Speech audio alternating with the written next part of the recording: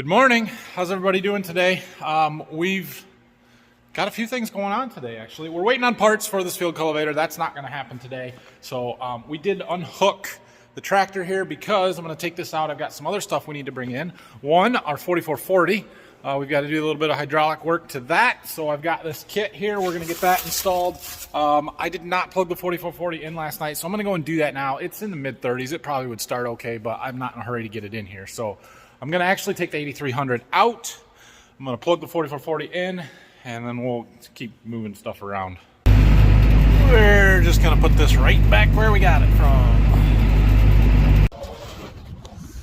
Say, I'll come out here and plug our other tractor in.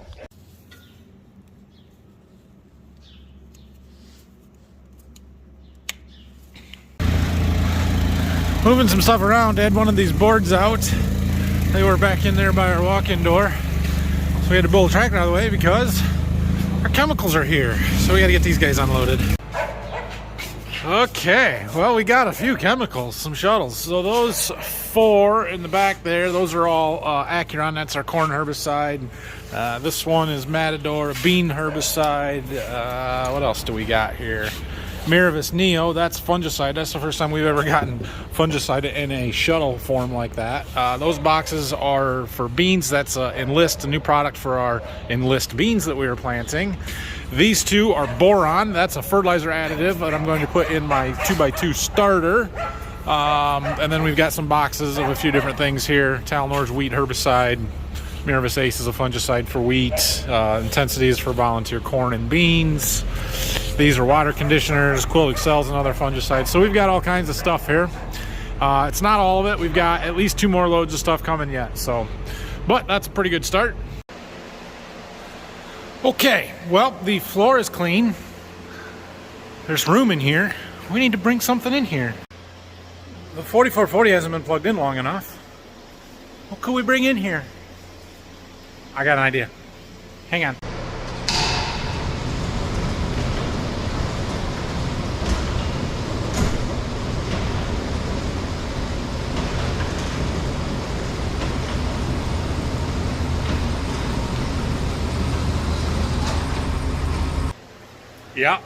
Yeah, that'll do. We'll bring that in here. Check it out, guys. Check it out.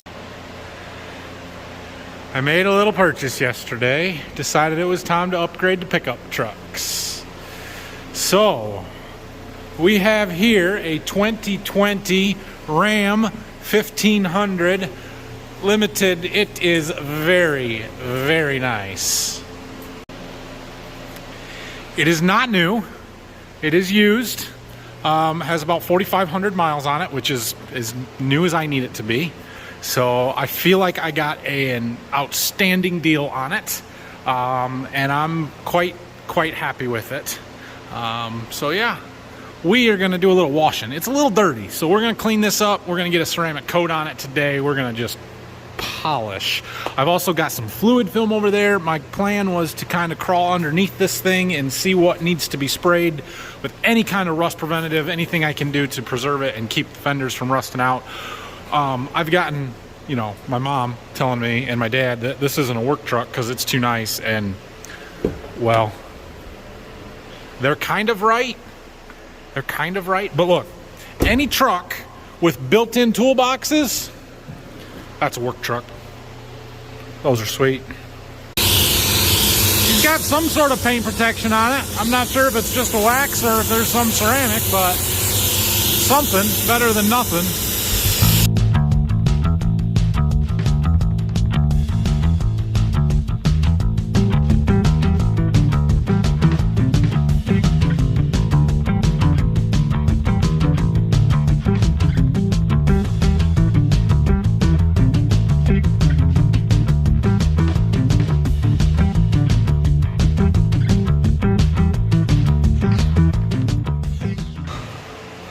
Oh man, guys, it is pretty. Beautiful, beautiful, beautiful. I do like the black. My other truck is black. If I was ordering a brand new one, I may have gone with the ivory white color, but I do really like the black. So I'm really happy with that. I did, you know, looking for damage and any chips or scratches or blemishes or anything. I thought there was a scratch in the windshield that I had seen this morning. Right. Where is it? It was right here. But turns out it was just dirt on the inside, and it was able to scratch off from the inside, so that's good. The only other spot I did find a little bit of damage is on this rim. There is scuff right there, and a little bit around the outside of the rim. Somebody curb checked it at some point. So other than that, there's nothing here on the front or the hood that shows any chips or damage or anything, so awesome. The inside here is super clean. I'll wipe that down, but the floor mats are in the bed, so I need to get those out. I should probably look into some WeatherTechs for this, because they are, I don't know, I'll show you the floor mats. I'm not crazy about them. But yeah, everything else looks really good. This has even got in-floor storage bins. How cool is this? Never seen anything like it. So that's kind of neat to have there. Yeah, these are the floor mats. While nice, they've got this carpet insert that is just gonna get destroyed. So I don't know, I guess we'll put them in for now, but may look into some WeatherTechs at some point. So the bed with these ram boxes is a little narrow. It comes all the way out to the wheel wells. It does not go back out over top of them, so I guess that's a little bit of a trade-off, but not really that big of a deal. It does have that cargo management system or hold down system or whatever you want to call it, so that's cool. And we've got the tonneau cover, which I've kind of wanted, or was definitely wanted on this truck, because I still have my other truck that I'm going to use for hauling seed and hauling anything really. So this will be nice to keep stuff clean and dry and secured, and yeah, I like it. UPS guy came already. Brought me some bolts. I ordered those yesterday at like, I don't know, 11? It's 10:30. They're here already. I washed the new truck up real nice. I'm cheating with the old truck. All right, I'm back. I went and got some lunch and some supplies while I was out there. I needed a clay bar, which this is not a clay bar. It's a synthetic clay bar, but it works. I've used one before. They actually work really well. I wanted to go over the truck with that before I put the ceramic coating on, so I needed one. Okay, well, I've got the clay barring done. It is beautiful. I did find a couple blemishes right there, minor, but that's okay. It is a used truck. Anyway, I gotta get some rubbing alcohol, and we're gonna wipe it down. We're gonna ceramic it real quick. It's 2 o'clock already, so we gotta get this done so I can go out to my my house lot and work out there for a little bit.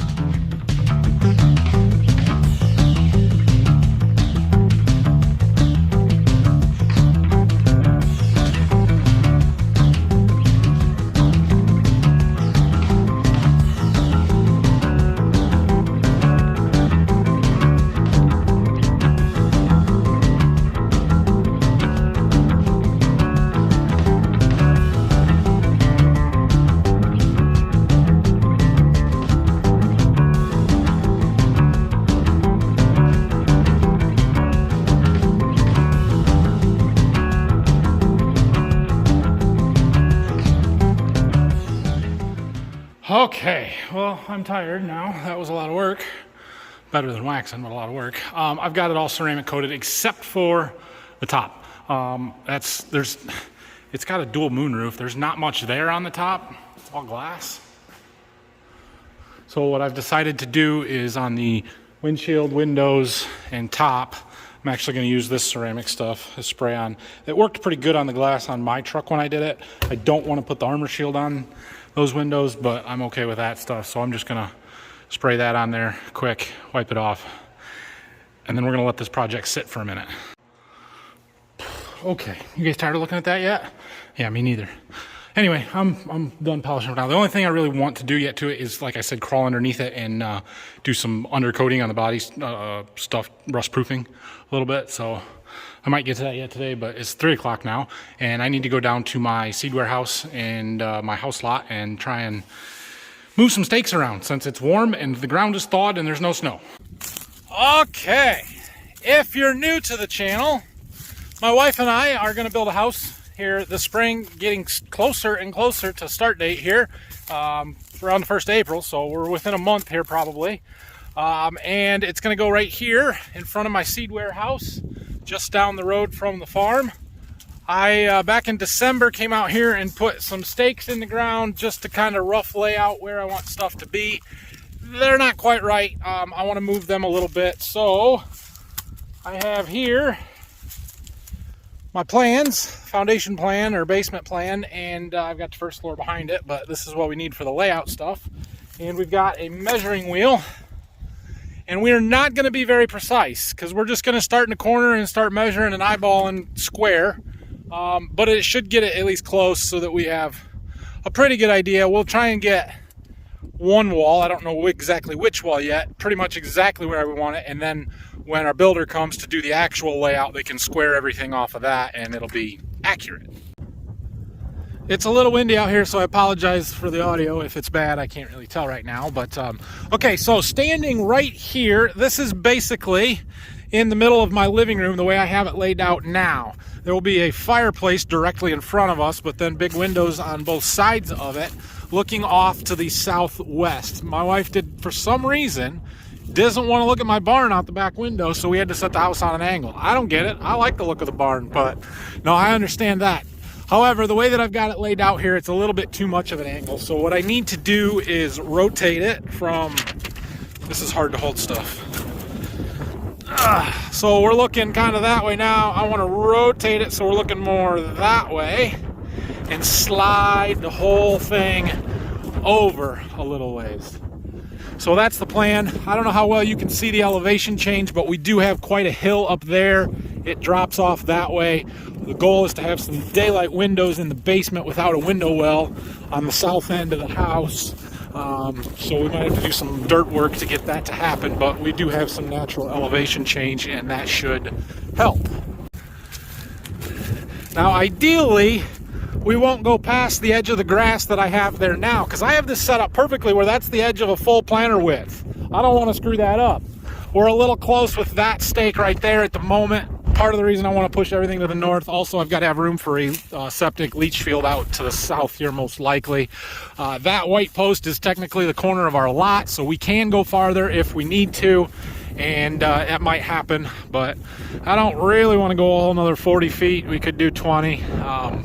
Just kind of would be nice to keep it where it's at. So I think I'm okay with pushing it to the north a little bit. It'll work better with our slope and elevation changes, and we've got the room to do that. So we'll move it and see what we think here. It is quite windy out here today. It's all right, help dry the ground out so it's not so muddy. All right, I've got some stuff moved around a little bit. It's closer, but I'm having trouble getting stuff square. I really need to set up some guide strings, make some straight lines to square off of, and well, I don't think I have time or the ambition to do it today. So it's a little better, a little closer. I really need my wife out here too to you know, decide on this together. It's not really my decision entirely, so I'm gonna leave it here for right now. All right, I'm back down here at the farm.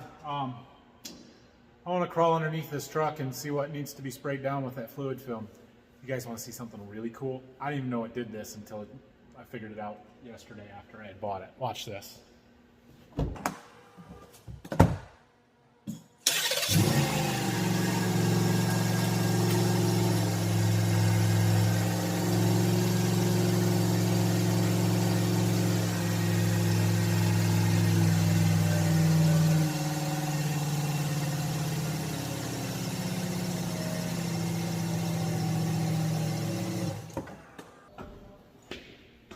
How cool is that? Air suspension, I can raise and lower it, so I had it all the way down when I'm trying to polish and reach everything, and now I can put it all the way up, so I got more clearance to roll underneath it. That's pretty awesome. All right, well, let's see what we've got. It's pretty darn clean. You guys can't see nothing. Looks pretty clean to me so far. Everything appears to have some paint on it. That's good. I think we're still going to spray some fluid film under here. This, why do they do this? Where's all the oil going to go when you pull that plug? Right down this bar. Really? We can't design that any better? Come on, people. Really clean back here as well. But plenty of places that we could just coat it with some fluid film and keep it from rusting. Transfer case doesn't have much paint on it. Yeah, we're gonna do that.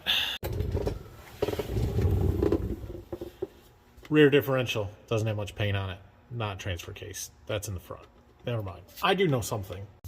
Okay, I don't know how well you can see, but I'll show you a little bit of this. I've got this gun with a wand on it, and it works pretty darn good, actually.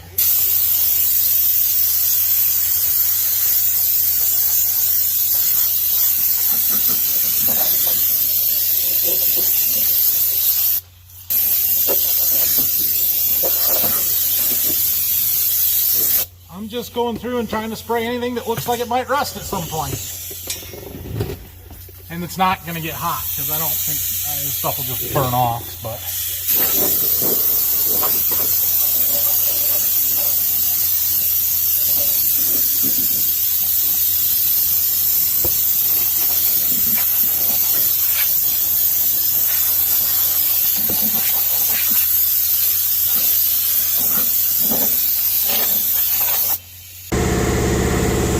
Okay, I got underneath pretty good. I think I got some on my camera.